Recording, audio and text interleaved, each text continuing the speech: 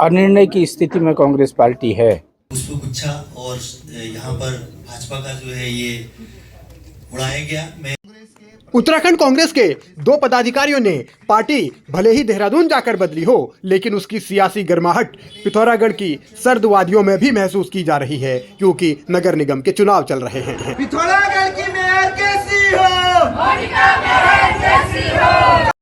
पिथौरागढ़ में नगर निगम के लिए पहली बार चुनाव हो रहे हैं। मेयर की सीट महिला के लिए रिजर्व है, इसीलिए जो भी उम्मीदवार मैदान में हैं वो अपनी पूरी ताकत झोंक रहे हैं। कोशिश ये कि पब्लिक के बीच जाएं, उन्हें समझाएं, अपना विजन बताएं, अपनी बातें रखें और मेयर की कुर्सी हासिल कर लें। लेकिन दिलचस्प चुनाव में ये है कि बीजेपी और कांग्रेस दोनों में बगावत है। विधायक पार्टी लाइन से हटकर मोनिका मेहर का समर्थन कर रहे हैं, जो निर्दलीय उम्मीदवार के तौर पर मैदान में खड़ी हैं। इसीलिए राजनीतिक लड़ाई एक अलग मोड़ पर है।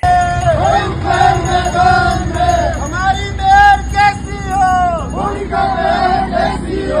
हमारी मेयर कैसी हो? मोनिका मेयर कैसी हो?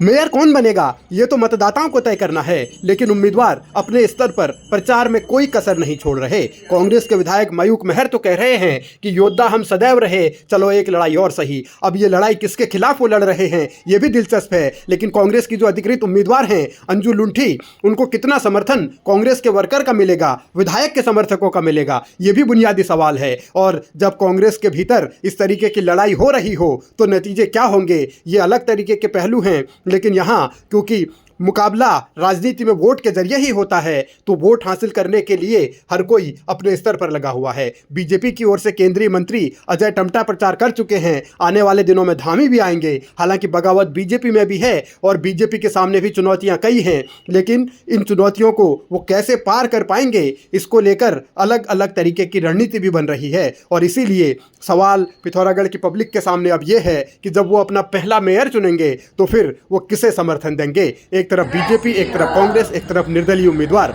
तो मुकाबला अलग अलग स्तर पर हर किसी के लिए है और इस मुकाबले को जीतने के लिए कोई भी कसर छोड़ना नहीं चाहता।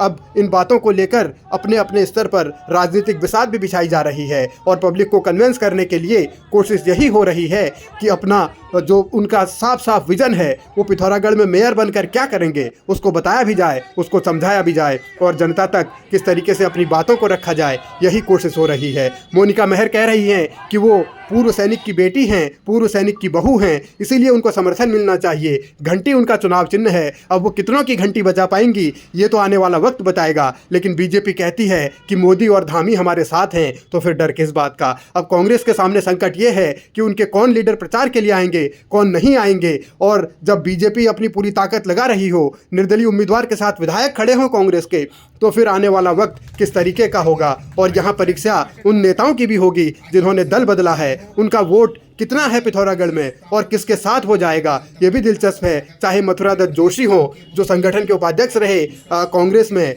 चाहे जगत सिंह खाती हो जो पिथौरागढ़ में एक बार नगर पालिका के अध्यक्ष रह चुके हैं, तो क्या उनकी भूमिका निर्णायक होगी? वो कांग्रेस को नुकसान पहुंचाएंगे या मयूक मेहर के सामने चुनौती खड़े करेंगे, ये आने वाला वक्त बताएगा।